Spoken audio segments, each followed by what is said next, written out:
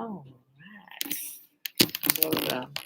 I made sure I was plugged in so it ain't gonna die on me. We're good. We're good. Top of the day, beautiful people.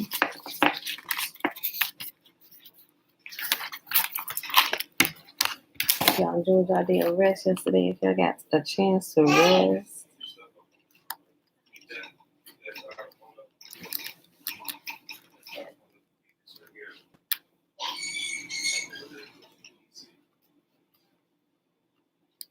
All right, beautiful people. Let's see. Stick up here.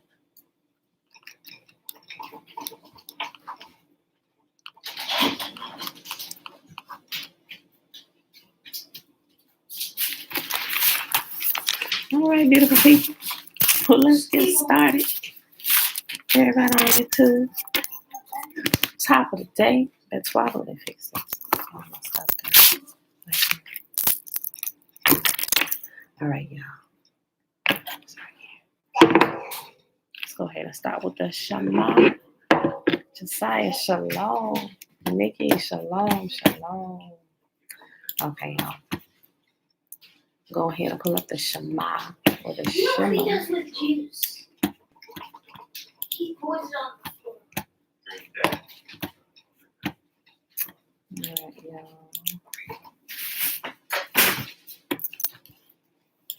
All right, y'all. The Shema is found in Deuteronomy chapter 6, starting at verse 3.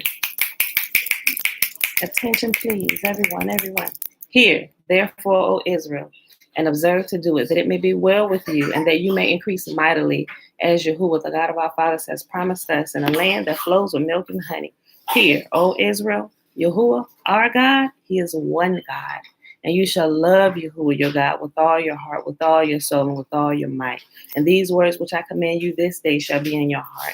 And you shall teach them diligently unto your children. And you shall talk of them when you sit in your house, and when you walk by the way, and when you lie down, and when you rise up. And you shall bind them for a sign upon your hand, and they shall be as frontlets between your eyes. And you shall write them upon the posts of your house and on your gates. And Yahuwah commanded us to do all these statutes, to fear Yahuwah our God for our good always, that he might preserve us alive as it is at this day. And it shall be our righteousness if we observe to do all these commandments before Yahuwah our God, as he has commanded us. Okay, beautiful people. So today it is Thursday, May the 27th, 2021. And we are on day 164 of year 3 of reading through the books of the law and the prophets, and of the 3-year consecutive day count, day 833. That is without the Sabbath days or the feast day Sabbath days added into the count. Why? Because we rest on those days as Yahuwah has commanded us, right? Got 6 days to work. Take 1 day and rest, just as he did, right? And it is on the 7th day, or the Sabbath day, that we rest. All right, so today we're reading Ezra 9. What else?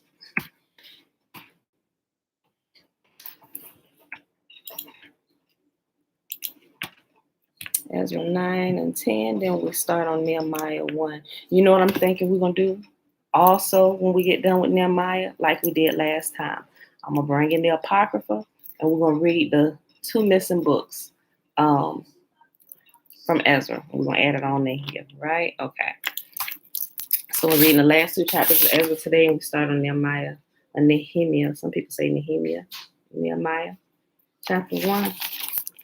All right, y'all. So just in case you never read or heard 1st and 2nd Esdras, that's what it's called, Esdras. But when they had it added back to the Bible, it's called 3rd and 4th Ezra, right? Okay. So we're going to do that. Yep, I think we're going to do that. All right. Ezra chapter 9. When these things had been done, the Hebrew leaders came to me and said, many of the people of Israel, even some of the priests and Levites, have not kept themselves separate from the other people living in the land. They have taken up detestable practices of the Canaanites, Hittites, Perizzites, Jebusites, Ammonites, Moabites, Egyptians, and Amorites. Look right here. I don't mean to cut it off so soon, so early. But look,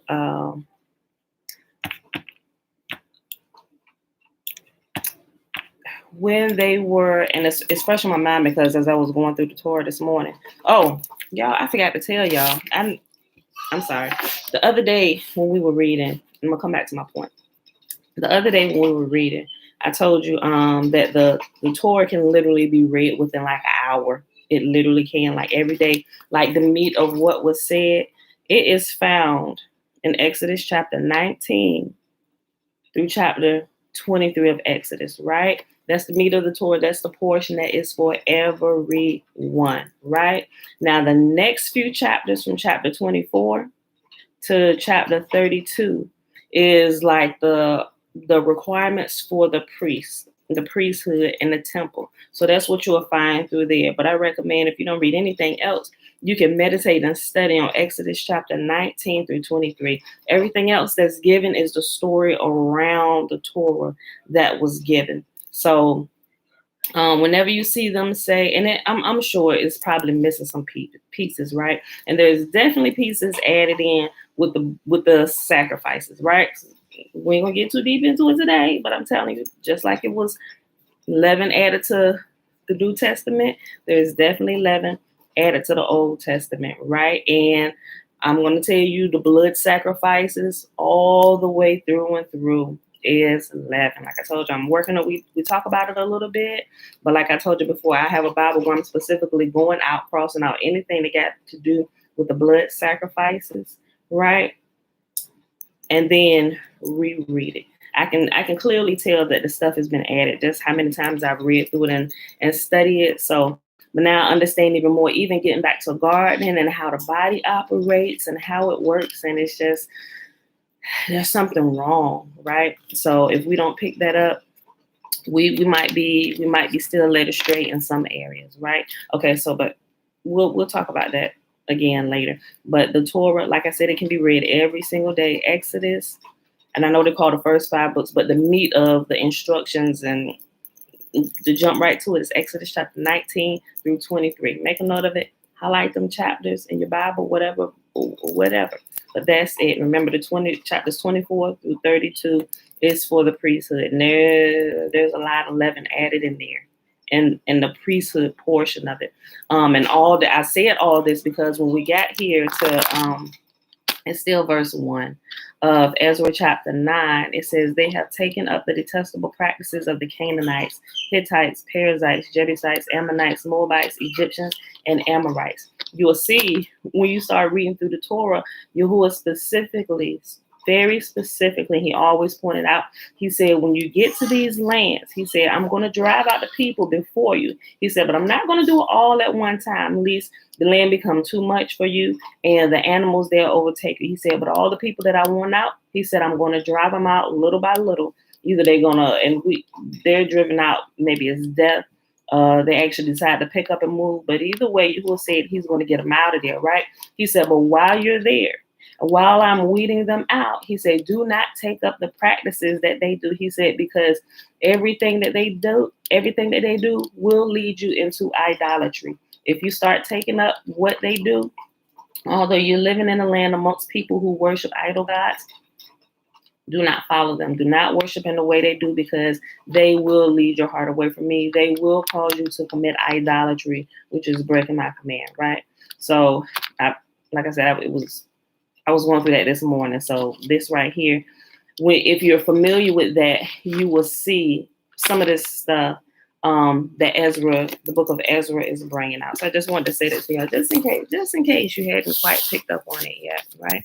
Okay, the science to your question: does the blood moons have any significant meaning?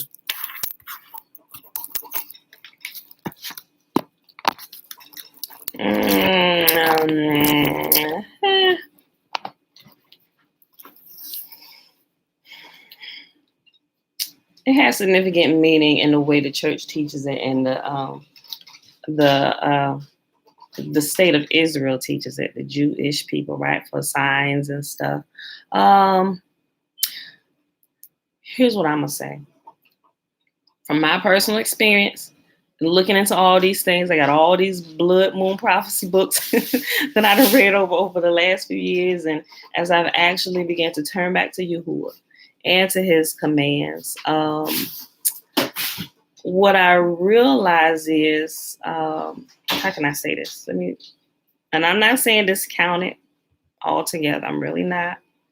But Yahuwah has a covenant with us, right? And as long as we can see the sky, we went over this a little while ago.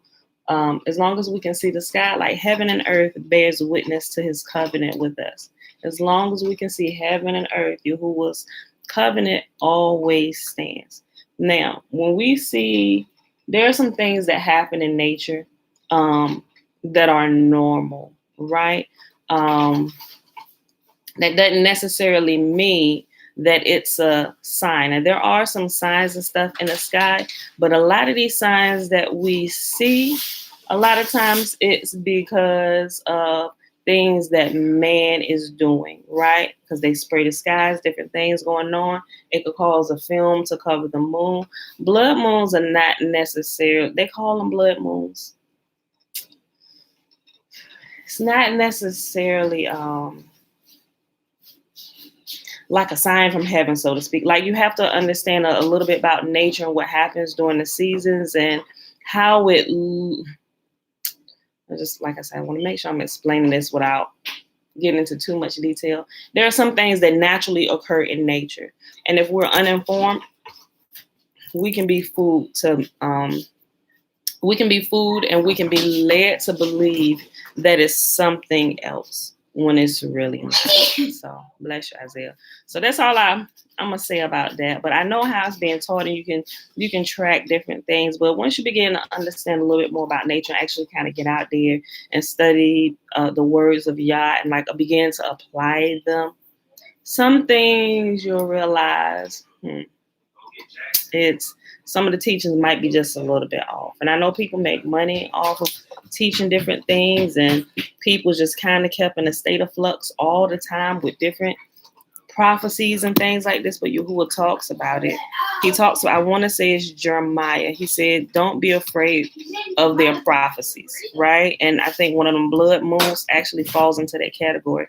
He said, don't be afraid of their prophecies because the other and it didn't say these exact words, but it said these words. He said, don't be afraid of their prophecies whereby the other nations are made afraid by them. And it specifically says where the other nations are made afraid of it. And the prophecy of the blood moons is one of those things that I've learned that has fallen into that category of what Yahuwah was talking about. Those are the things that frighten the nations, or those who are uninformed about naturally occurring things in nature. Like, people can teach things, and humans sometimes can be real spooky. Right? If you don't understand something, it's like, oh, no, don't go there. It's the devil, right? So that's all I want to say about that today, Josiah, right? Okay, so let me finish this because I ain't even get to verse 2 yet. Okay, I just start over since I was still on verse 1. This is Ezra's prayer concerning intermarriage. When these things had been, matter of fact, Josiah, you was the one that asked the question about intermarriage with other nations about a week ago. My 17-year-old jumped in. This is what Yahuwah says about this. Remember, I was saying it's not so much about race, like color of skin, but it's those in whom they serve and their background and what they do. Because if you're of the other nation and you're worshiping other gods, you're going to be led astray and drawn away from Yah. You'll be led into idolatry, which is also called adultery, right? Okay. When these things had been done, the Hebrew leaders came to me and said, many of the people of Israel, and even some of the priests and Levites, have not kept themselves separate from the other people living in the land. They have taken up the detestable practices of the Canaanites, Hittites, Perizzites, Jebusites, Ammonites, Moabites, Egyptians, and Amorites. For the men of Israel have married women from these people and have taken them as wives for their sons. So the holy race has become polluted by these mixed marriages. Worse yet, the leaders and officials have led the way in this outrage. When I heard this, I tore my cloak and shirt, pulled my hair from my head and beard, and sat down utterly shocked. Then all who trembled at the words of the God of Israel came and sat with me because of this outrage committed by the returned exiles.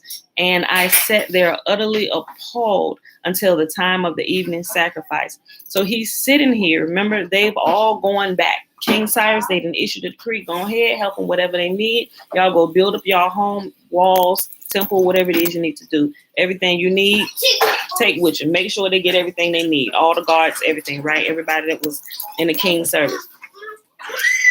They read Yahuwah's commands to the people, right?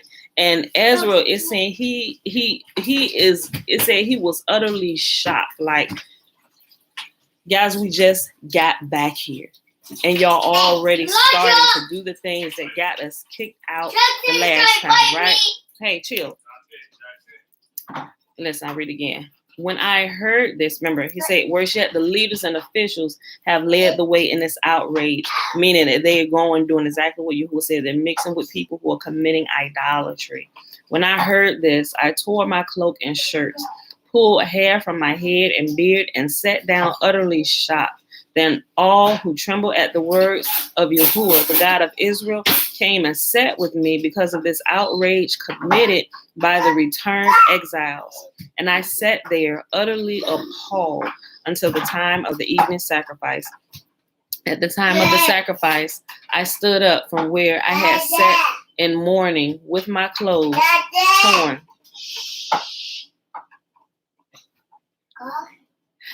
At the time of the sacrifice, I stood up from where I had sat in the morning with my clothes torn. I fell to my knees and lifted my hands to Yahuwah, my God. Thank you. I'm sorry, y'all. I fell to my knees and lifted my hands to Yahuwah, my God. I prayed, oh my God, I am utterly ashamed. I blush to lift my face to you, for our sins are piled higher than our heads, and our guilt has reached to the heavens. From the days of our ancestors until now, we have been steeped in sin. That is why we and our kings and our priests have been at the mercy of the pagan kings of the land. We have been killed, captured, robbed, and disgraced, just as we are today. But now we have been given a brief moment of grace. For Yahuwah our God has allowed a few of us to survive as a remnant. He has given us security in this holy place. Our God has brightened our eyes and granted us some relief from our slavery. For we were slaves, but in his unfailing love, our God did not abandon us in our slavery. Instead, he caused the kings of Persia to treat us favorably. He revived us so we could rebuild the temple of our God and repair its ruins. He has given us a protective wall in Judah and Jerusalem. And now, oh, our God, what can we say after all of this? For once again, we have abandoned your commands. Your servants, the prophets, warned us when they said, the land you are entering to possess is totally defiled by the detestable practices of the people living there. From one end to the other, the land is filled with corruption. Don't let your daughters marry their sons. Don't take their daughters as wives for your sons. Don't ever promote the peace and prosperity of those nations. If you follow these instructions, you will be strong and will enjoy the good things the land produces, and you will leave this prosperity to your children forever. Now we are being punished because of our wickedness and our great guilt, but we have actually been punished far less than we deserve. For you, our God, have allowed some of us to survive as a remnant. Even so, we are again breaking your commands and intermarrying with people who do these detestable things. Won't your anger be enough to destroy us so that even this little remnant no longer survives? O Yahuwah, God of Israel, you are just. We come before you in our guilt as nothing but an escaped remnant. Though in such a condition, none of us can stand in your presence. Ezra chapter 10. While Ezra prayed and made this confession, weeping and lying face down on the ground in front of the temple of Yahuwah, a very large crowd of people from Israel, men, women, and children, gathered and wept bitterly with him. Then Shechaniah, son of Jehiel, a descendant of Elam, said to Ezra, we have been unfaithful to our God, for we have married these pagan women of the land. But in spite of this, there is hope for Israel. Let us now make a covenant with our God to divorce our pagan wives and to send them away with their children. We will follow the advice given by you and by the others who respect the commands of our God. Let it be done according to the law of Yahuwah. Get up, for it is your duty to tell us how to proceed in setting things straight. We're behind you, so be strong and take action." So Ezra stood up and demanded that the leaders of the priests and the Levites and all the people of Israel swear that they would do as Shechaniah had said, and they all swore a solemn oath. Then Ezra left the front of the temple of Yahuwah and went to the room of Jehonan, son of Eliashib. He spent the night there without eating or drinking anything. He was still in mourning because of the unfaithfulness of the returned exiles. Then a proclamation was made throughout Judah and Jerusalem that all the exiles should come to Jerusalem. Those who failed to come within 3 days, if the leaders and elders so decided, forfeit all their property and be expelled from the assembly of the exiles.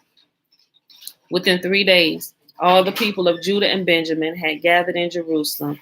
This took place on December 19th, and all the people were sitting in the square before the temple of Yahuwah. They were trembling both because of the seriousness of the matter and because it was raining. Then Ezra the priest stood and said to them, "You have committed a terrible sin. By marrying pagan women, you have increased Israel's guilt. So now confess your sins to Yahuwah, the God of your ancestors, and do what he demands. Separate yourselves from the people of the land and from these pagan women." Then the whole assembly raised their voices and answered, "Yes, you are right. We must do as you say." Then they added, "This isn't something that can be done in a day or two, but many of us are involved in this. This isn't something that can be done in a day or two, for many of us are involved in this extremely sinful affair. And this is the rainy season, so we cannot stay out here much longer. Let our leaders act on behalf of us all. Let everyone who has a pagan wife come at a scheduled time, accompanied by the leaders and judges of his city, so that the fierce anger of our God concerning this affair may be turned away from us. Only Jonathan, son of Asahel, and Jaziah,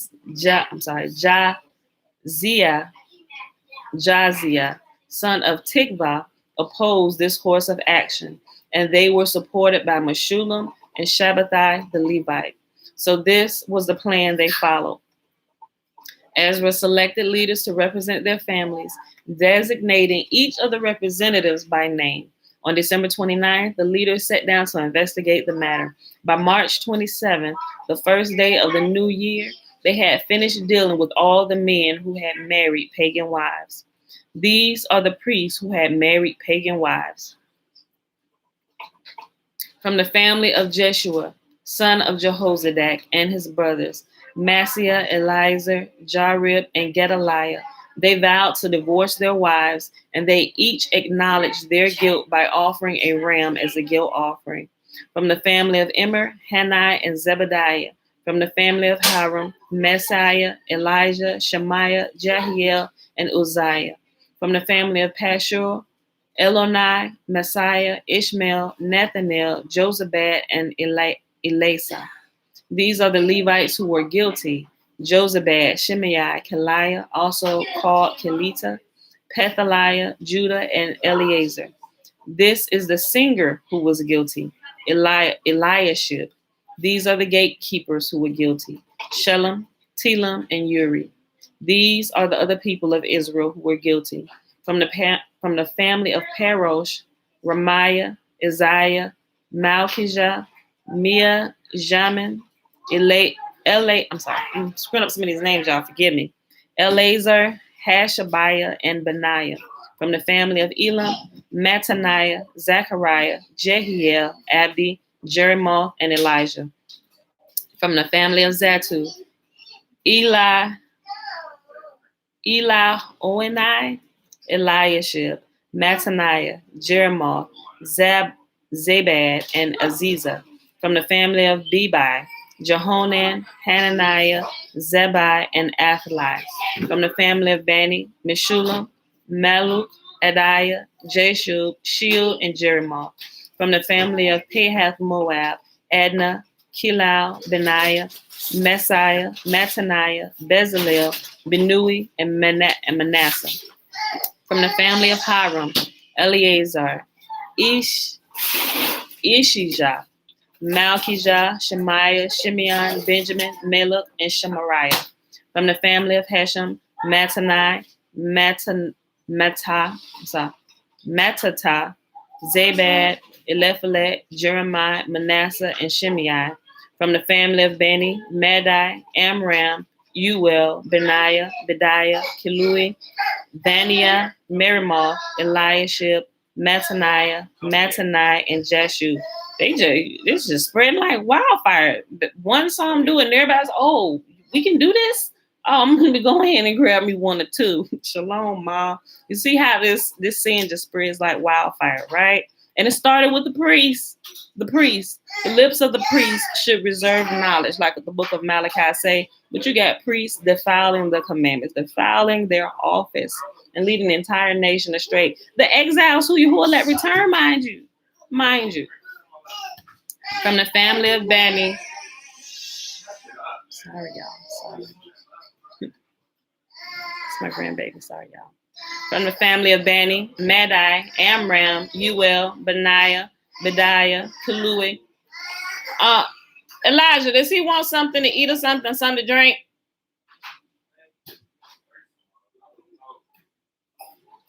See if he wants some fruit or something. Little baby.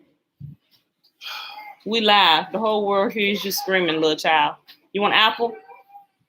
No, what do you want, food? Look like he wants you to pick him up. What? Okay, from the family of Benu, Shimei, Shelemiah, Nathan, Adiah, Machnabi, Sheshai, Shari, Azarel, Shelemiah, Shemariah, Shalem, Amariah, and Joseph. From the family of Nebo, Jael, Mattathiah, Zabad, Zebina, Jedi, Joel, Benaiah. Each of these men had a pagan wife, and some even had children by these wives.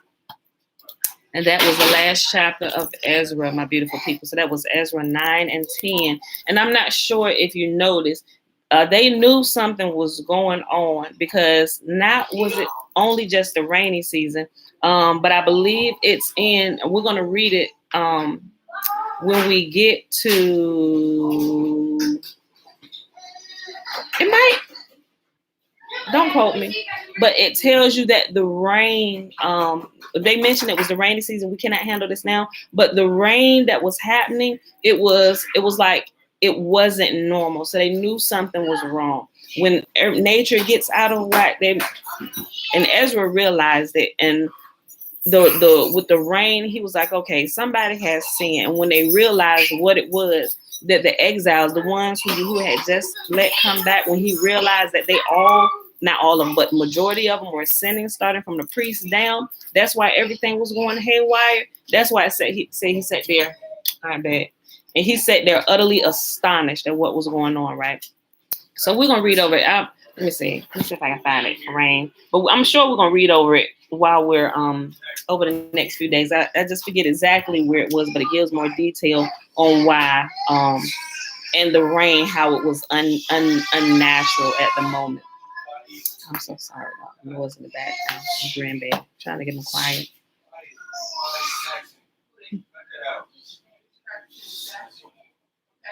Nehemiah chapter 1. These are the memoirs of Nehemiah, son of Hilkiah. Nehemiah's concern for Jerusalem. In late autumn, in the month of Kislev, in the 20th year of King Artaxerxes' reign, I was at the fortress of Susa.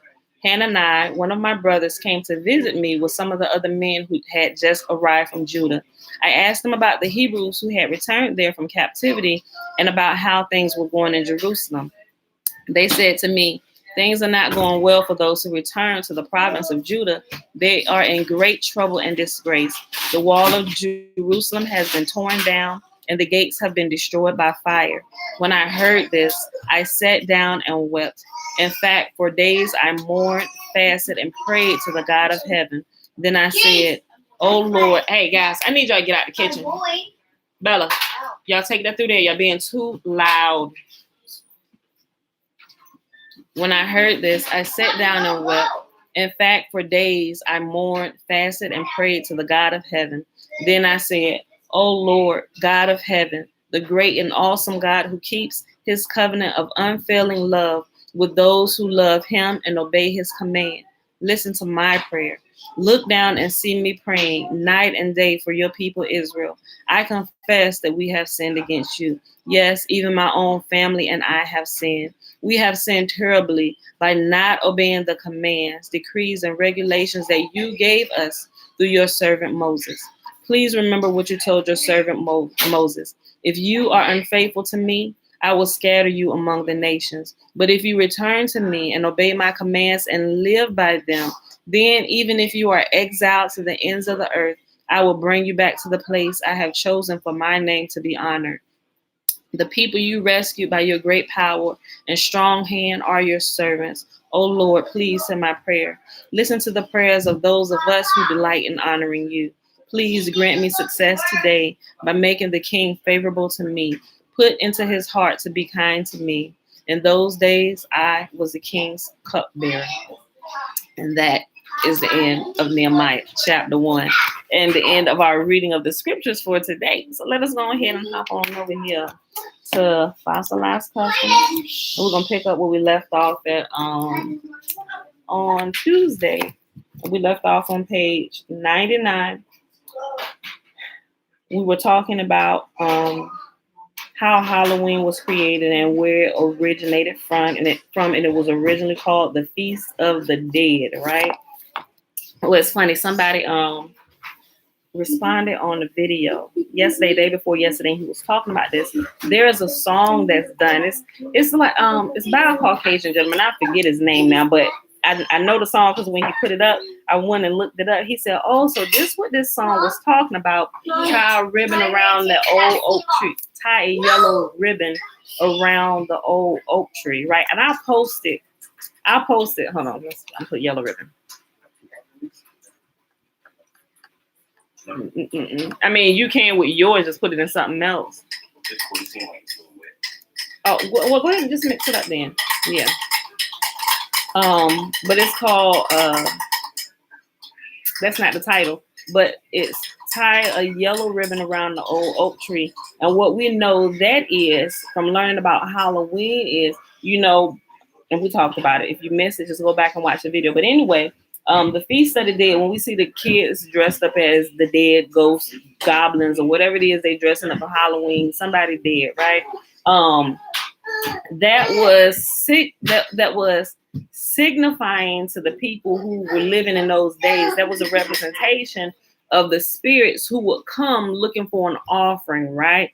And for the parents who didn't want their children to be taken and burned on the fires of Molech, so to speak, be offered as a sacrifice, they would try to appease the deities or the gods or whatever, and they would take a yellow ribbon and tie it around the oak tree to let them know, actually to plead with them that their children would be kept safe, right? And that their children wouldn't be one of the ones who was taken that night for a sacrifice. So whenever you see a yellow ribbon tied around an oak tree, that's where it comes from. In the bonfires, they will sacrifice some of them on bonfires, but we know that the originating for it wasn't bonfire, it was a bone fire, like the bones in your body, bone fire, right? Okay, so that's where we're at.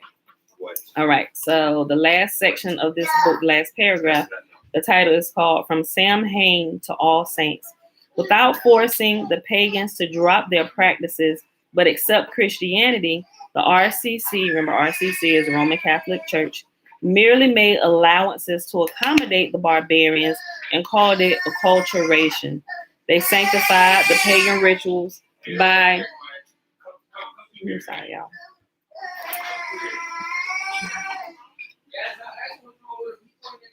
He's a little fussy this morning. Somebody woke him up before his time. They sanctified the pagan rituals by absorbing and camouflaging them. In the Elijah, in my footlocker, in my footlocker in my room, there, all the way to the left side, there's a huge bag of dum-dums. Grab one and give it to him, please.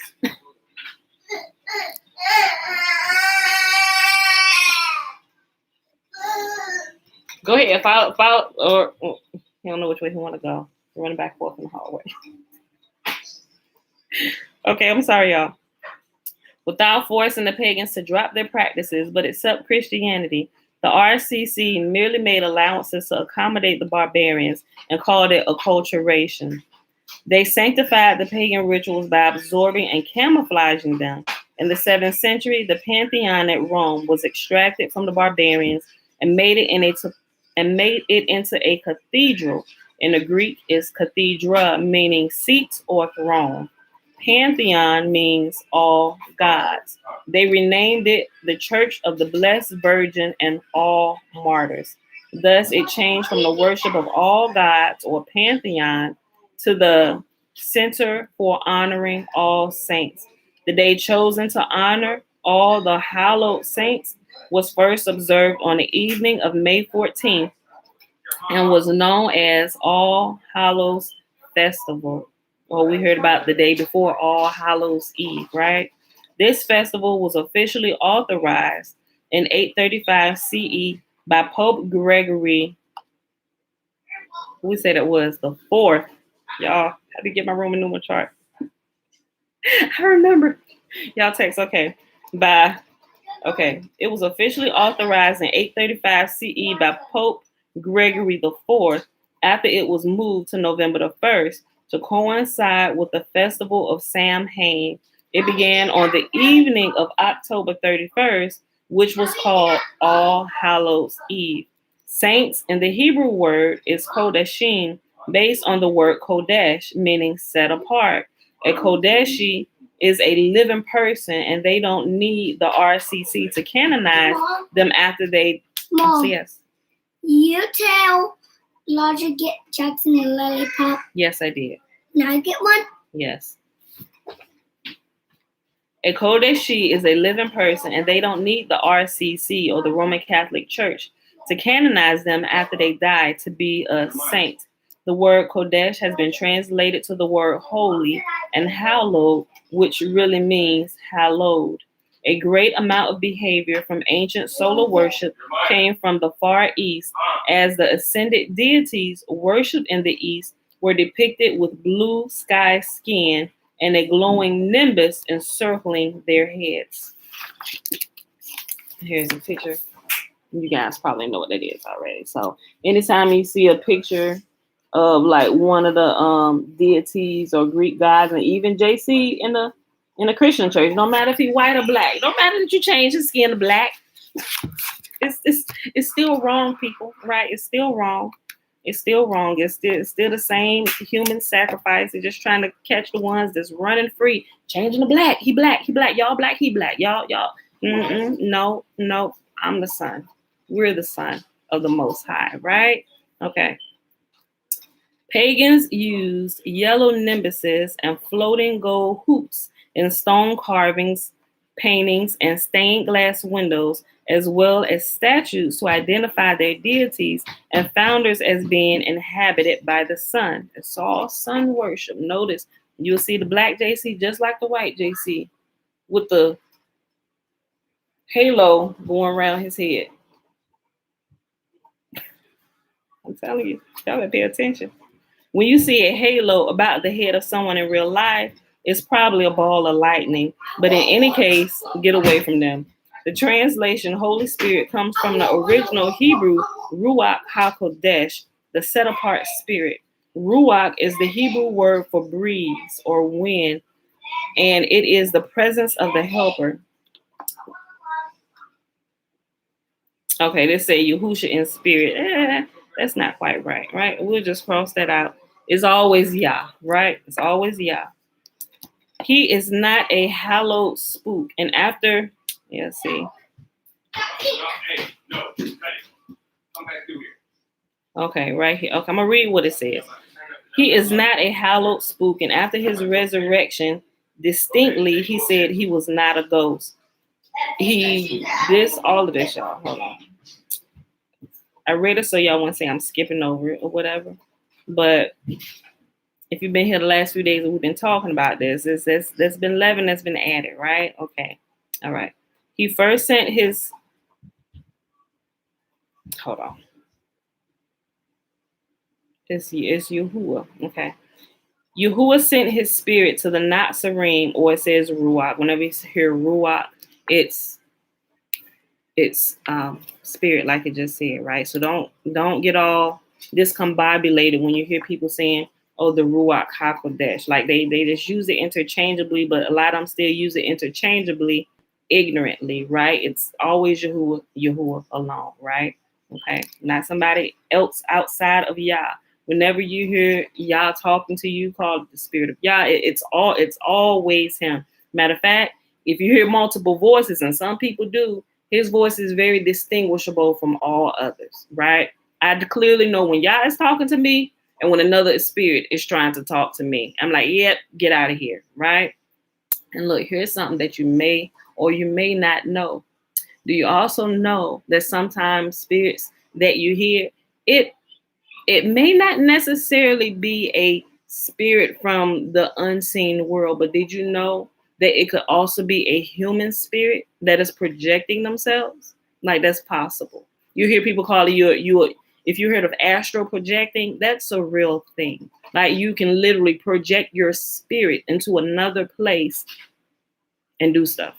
I know that might sound kind of crazy to some people. I'm just telling you what I know, right? You got to be careful when you get into that, because when you begin doing that, I ain't telling you to do it, and I ain't telling you not to do it. What I'm telling you is be careful, because there are some vicious human spirits in that realm who don't follow any kind of rules, right? They don't follow any kind of rules, and they think they getting away with stuff because you can't necessarily, their victims can't necessarily see them with their physical eyes, so they can't really go report them to anybody. Like just that's on a whole nother level. But I'm just saying, sometimes people may think they being attacked demonically by some people, and that will happen because there is spirits here from the Nephilim, or when they die, their spirit stays and roams the earth. But human people can do that as well, right?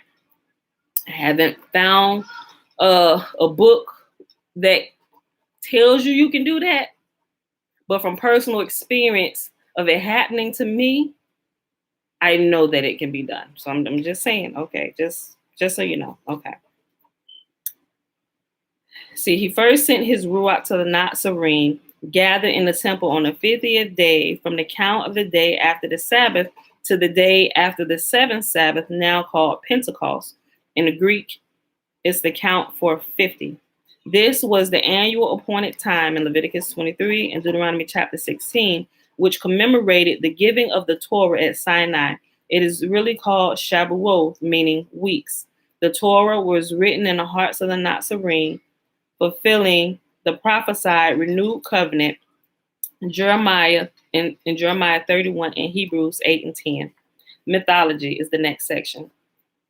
A thesaurus will tell you that mythology is the study of fictional traditions, fables, or imaginary stories which sometimes originate from prehistoric times. To keep the Nazarene from being deceived. Oh, wait a minute, hold on. I can say, I just thought about what I said, although I haven't found books where you will find those books are found. And I ain't telling you go over to that side, but a lot of those books that show you how to do that, how to astral project, it's found not necessarily on the church side of things. It's found in places where you find more darker materials, right? And the people who are using that are like those who are called witches and warlocks, and anybody, the Wiccans, anybody that's in the dark practices. They have access to a lot of that stuff, right? So it's rampant on that side where you can easily go pull it if you know what you're looking for. But even they know it works, so they kind of take those things and they use it against the masses who've been spooked out about it and don't know what it is. So they just blame it all on the devil. No, that's Keisha from down the street. Girl, you better quit playing with me. No, seriously, but y'all get what I'm saying. But seriously, that's real talk. Kim said, yes, I may be the only one in adult movies watching kid movies. I may be the only adult in the movies watching kid movies. No, you're not. She was saying she was thinking about the movie Coco. This was earlier when I was reading earlier. I'm sorry. I just saw your comment. Okay. A thesaurus will tell you that mythology is the study of fictional traditions, fables, or imaginary stories which sometimes originate from prehistoric times. To keep the Nazarene from being deceived, our old Pharisee Nazarene brother Paul wrote an important letter to his younger pupil Timothy. In the letter, he told Timothy that things were going to be really depraved later on. I give you this charge, or order, or command. Preach the word. And in parentheses, it has Torah. Be prepared in season and out of season. In season means during the appointed times declared for assemblies at Leviticus 23 and Deuteronomy chapter 16, which were done away by Constantine, fulfilling Daniel chapter 7, verse 25. Correct, rebuke, and encourage with great patience and careful instruction, for the time will come when men will not put up with sound doctrine. In parentheses, doctrine, it says it's teaching. Instead, to suit their own desires, they will gather around them a great number of teachers to say what their itching ears want to hear. They will turn their ears away from the truth or Torah and turn aside to myths. Read all of 2 Timothy, especially chapters 3 and 4. And we know this is definitely the truth. All right, the next section is called Heaven and Babel's myth of going there. The word heaven is from the original inspired Hebrew word shemayim. This means the skies, or even our modern term, outer space. It was also used as a customary substitution for the name of Yahuwah, perhaps to keep from offending Yahudim who consider it profaning or blaspheming the name to utter it aloud. Israel's wife, Leah, named their fourth child Judah or Yehuda, meaning worshiper of Yah. Daniel 9:19 shows also how people bear his name. Yehuda was corrupted to Judah, then Jude, and for the last several hundred years, the word Jew has come into use. Yehuda is the father of one tribe. Okay. This bring out a point I was going to say yesterday, but I had to look it up. Listen to what he said right here. I'm gonna scratch this out, but this is what it says in the New Testament, right? It says Yehuda or Judah is the father of one tribe, and Yahusha descended from him through Miriam. Now we know this without getting into all the details, right? How does Yahuwah say the bloodline is to be tracked and traced back? Is it through the mother or the father? Like scientifically, how can we even identify fathers with sons? And for that fact, daughters as well, right? Through DNA. It's the Y chromosome and only men carry it. Daughters do not carry it, although they will carry, although the boys carry the maternal and the paternal gene from the father and the mother, but it's only identifiable in men children, right? So how could they tell that JC, or you see how this is a play on words? Even if you are completely ignorant to some scientific things that is like common sense today, how would you know that? How would you know that he comes from the tribe of Judah because he came through Miriam? That is impossible, right? It's impossible because everywhere else we look at the genealogies, although they may add the wife or the woman who one of the Israelites came through, as we see through the genealogies in the Old Testament, they may add the mother, but it always has the father, right? To separate, like when they said Jacob, right? Jacob, whose name was later turned to Israel.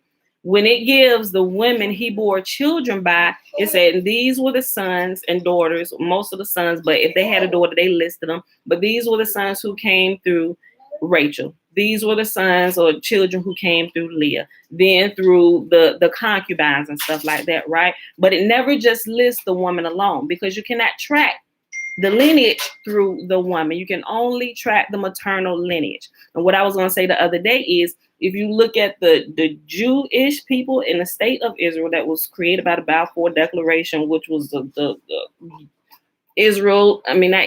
America and Rome or the Vatican, they created this, right? That's why everybody must stand with Israel, right? America created that, right? That's not real people. But anyway, they look at the maternal line. Everything is backwards from what Yahuwah said, right? Science proves to you that you can only track this through men, right? So we know, even when you read the New Testament, that should be the first bit, right? When you get started in the New Testament, the first through the genealogy, like those of you that skip over the genealogies, blah, blah, blah, blah, blah, blah, next chapter, you miss it, right? You miss it. So from the very beginning, the garbage starts, right? The leaven is added in. To see all those who have an ear to hear, all those who paying attention, let's see if they catch this, right? Like we said before, a lot of people say the New Testament should really be called the New Test. Let's see if you was paying attention to the old covenant, right? A lot of people are not. They are not, right? It never lists his father. It just say God was his father. But we know all those who come into this world who are not Nephilim, like giants and stuff, and we can clearly see if you were the offspring of a Nephilim, you would have some of that going on, right? And it doesn't say that he had any of this going on. So you had a human pappy somewhere. Who the daddy, right? And they tell you it wasn't Joseph, it was a stepdaddy. So either Miriam was sleeping around or the whole friggin' story is made up, right? Right. So some people might let you doing too much, just read the story and go, no, that's how people let it straight. Elijah, is Elijah there? Elijah, let's see, still upstairs. Hold on, y'all. Hold on, I gotta answer my door.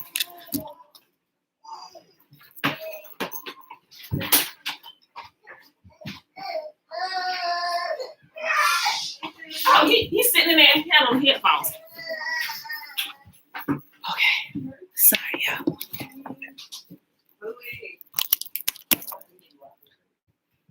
All right, y'all. So I just want to bring that up. I know some people think I'm blaspheming, but I'm trying to get y'all to pay attention. All right, so let's go back. Yehuda was corrupted to Judah, then Jude, and for the last several hundred years, the word Jew has come into use. Yehuda is the father of one tribe, and we'll just go ahead and cross this out where it says, and Yehusha descended from him through Miriam. That's a lie. Cross it out. Remember, I told you this book got a little leaven in it because he's still holding on to the human blood sacrifice as well. But we're going through crossing it out, just like we got to do when we actually read through the scriptures. All of it ain't true. It is not the complete infallible word of the Most High. There's a lot of garbage that's been added to that book. And if you're not familiar with Yahuwah's Torah, it's hard to pick it out. It's really hard to pick it out. And you're taken by a lot of it, which keeps you in this perpetual cycle of just staying away from Yah, you know? If anyone asks if you are a Jew, in general, the answer would be yes, because it can refer to any worshiper of Yahuwah. Will anyone go to heaven when they die, or even after they're resurrected? There is a kingdom of heaven described in scripture, and this is referring to the world to come, the reign or kingdom of Yahuwah. All right, y'all be safe. Look for your wallet. All right, love you too. Be safe. Hold on. There is a kingdom of heaven described in scripture, and this is really referring to the world to come, the reign or kingdom of Yahuwah. He fills the universe, but says his throne will be in the new Yerushalayim. Yerushalayim means foundation of peace, and Yerushalayim is Jerusalem. Ir means city, and Yerushalayim is the city of peace. The site was originally called Yebus. A few miles to the west was Jericho or Jericho. Remember, there was no J, so he's changing all that out. The occupants of Jericho were mostly moon worshippers, and they knew that the people of Yahuwah were coming, and their deities wouldn't be able to help them. The new Jerusalem will be coming down from the skies, and the meek will inherit the earth.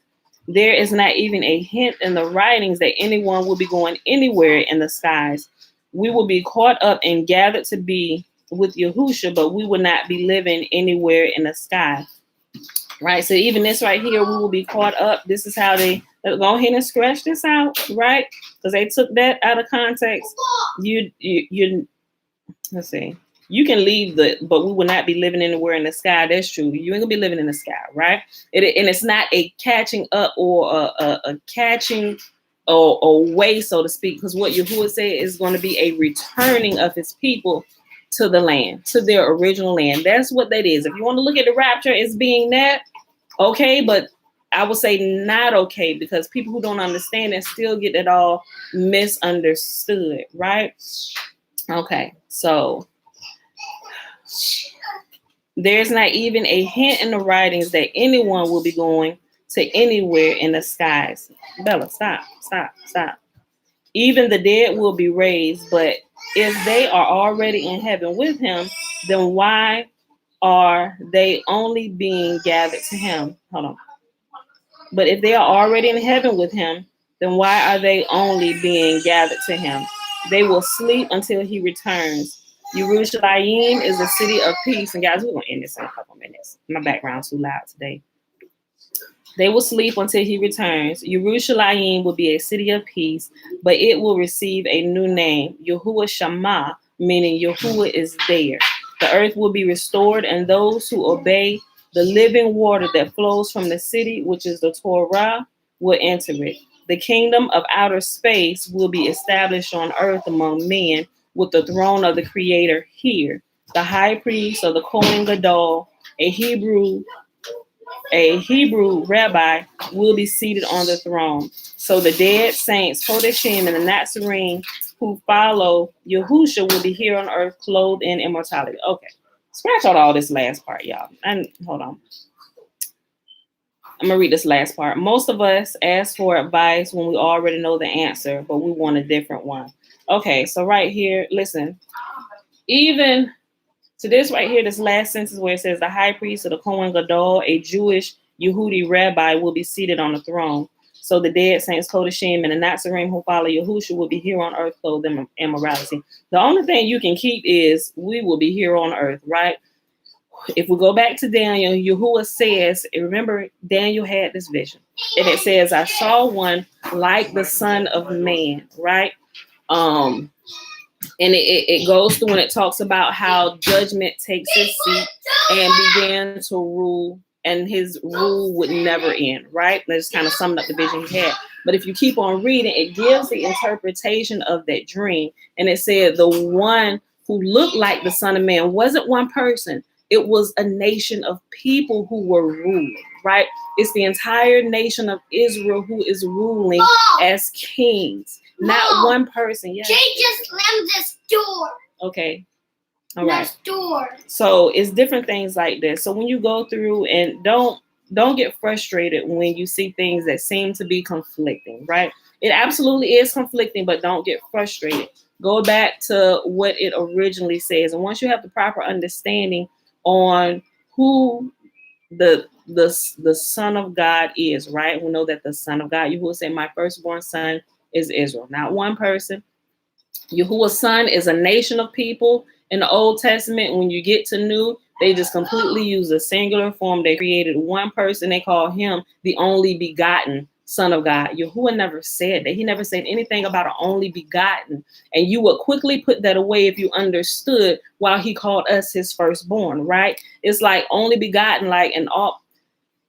They play with words, y'all. I see how some of them do it who are ignorant, who truly, they say, okay, well, it's through him that you're saved. So if he's keeping the laws of Yah and we walk as he walked, wouldn't naturally we be walking as Yahuwah's Torah said? Now, I get that logic. Now, if that was true through and through, then I would say, okay, let's go with that.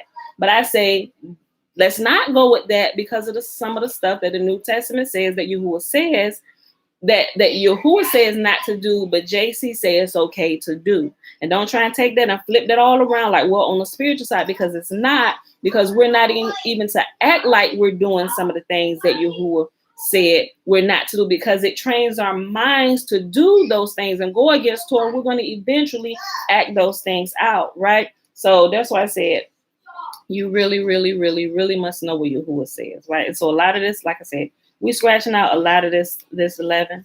And the high priest will be a kingdom of priests, right? Just like Yahuwah said, you're going to be a kingdom of priests to me, right?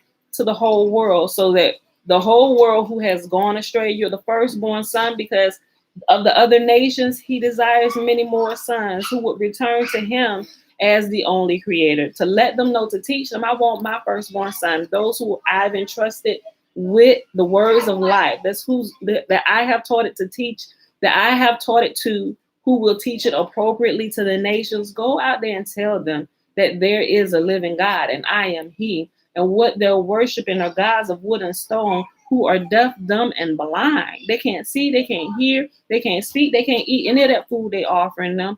Turn them back to the ways of life. Teach them. Matter of fact, make your life a living pillar, living sacrifice, so that even if you never open your mouth, they could look at you and see, wait a minute, life comes from everything you do. What are you doing that I'm not? Wait, hold on. Excuse me. We ain't gotta go chasing after nobody. The light will draw them to us, right? The light will draw them to us.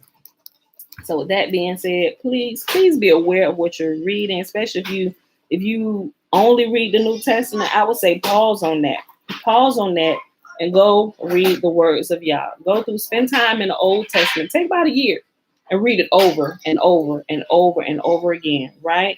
Don't read it with the filters that the church has given you, like all of this is foreshadowing JC, because it's not. When you read it, you will see what has been added in to make it look like it connect to JC, whereby they can say this is foreshadowing this, and it absolutely does not, people, right? Okay. So that being said, we're gonna pause right here with the section. We'll pick it back up tomorrow with the section that says what happens when we die, right? All right, so sorry about all the noise in the background today, y'all.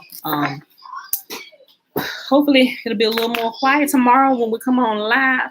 All right, so today it is Thursday, May the 27th, 2021, day 164 of year 3 of reading through the books of the law and the prophets, and of the 3-year consecutive day count, day 833. Today we read the last 2 chapters of Ezra chapter 9 and Ezra chapter 10. And we started in Nehemiah chapter 1. We read Fossilized Customs, and we started on page 96.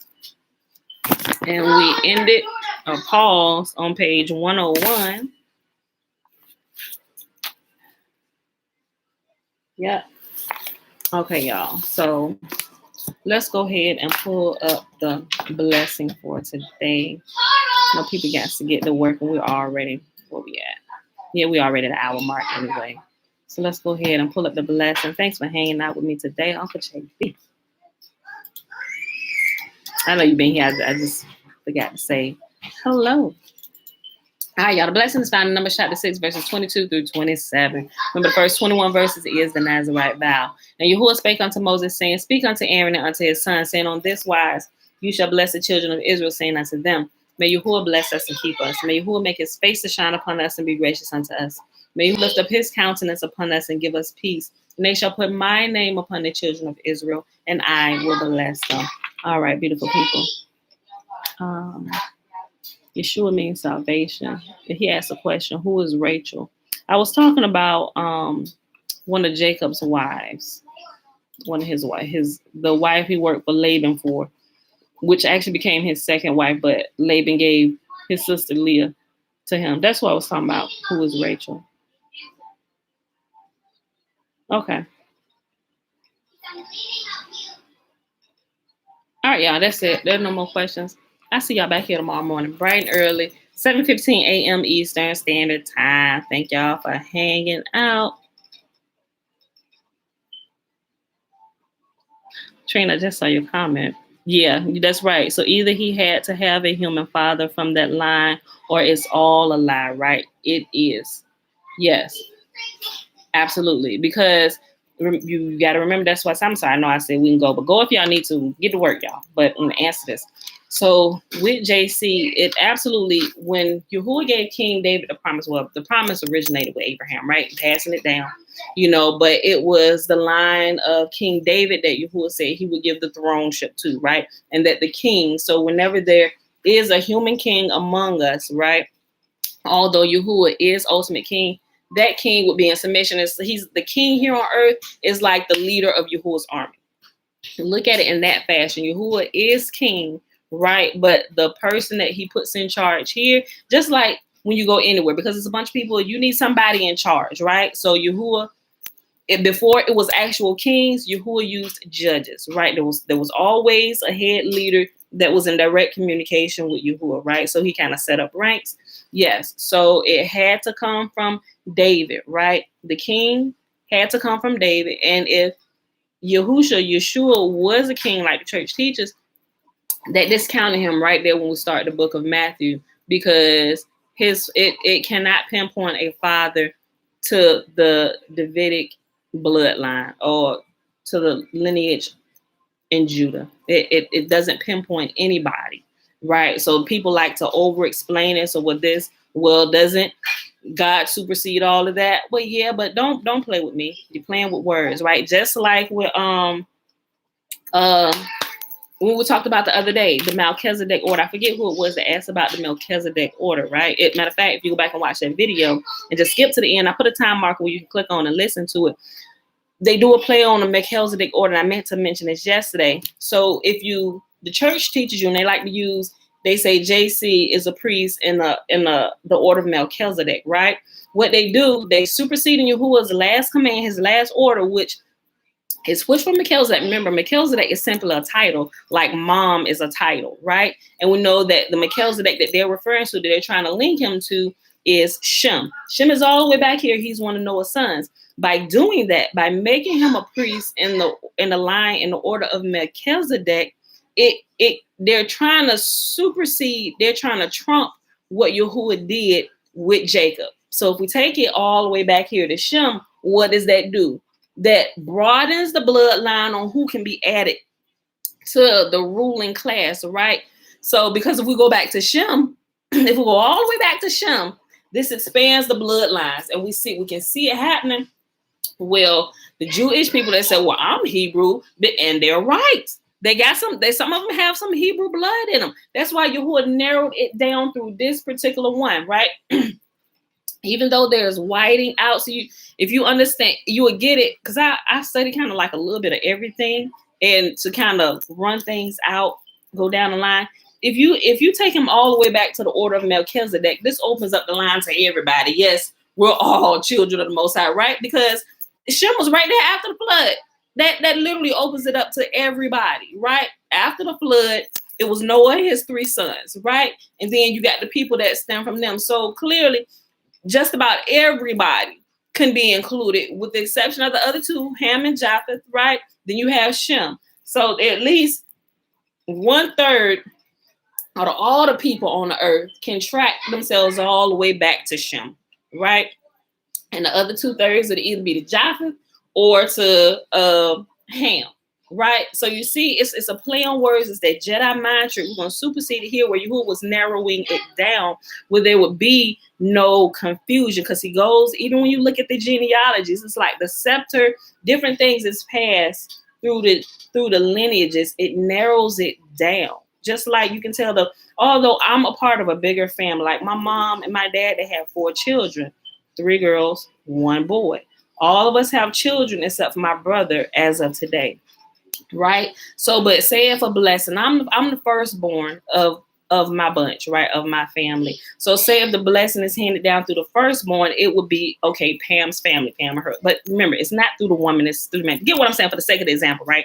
I'm just using my family. So, but although I have sisters and a brother who we are related, if the blessing was handed down to my family and then to my sons and my daughters, I'm not saying that my other siblings aren't blessed, but for the sake of the conversation, it's like they want to supersede this where it was passed down. Let's just go back to the parents, right?